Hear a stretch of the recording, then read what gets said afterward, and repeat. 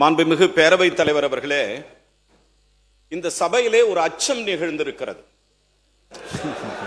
இருங்க சார், இருங்க, நான் பேசலாம் மட்டும் நீங்க இப்படி பிரச்சனை பண்ண என்ன சார்? இருங்க கொஞ்சம் ஒரு நிமிஷம்.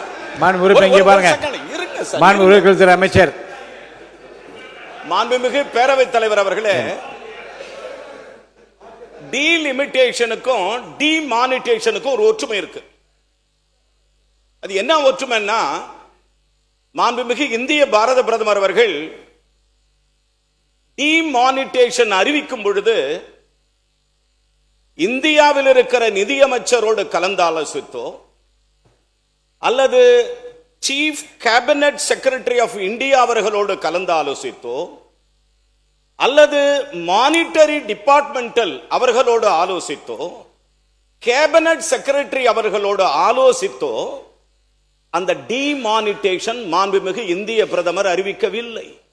மாறாக விவாதங்கள் இல்லாமல் இரவு 8 மணிக்கு திடீரென்று அறிவித்தார் டிமானிட்டேஷன். அதே போலத்தான் இருக்கிறது.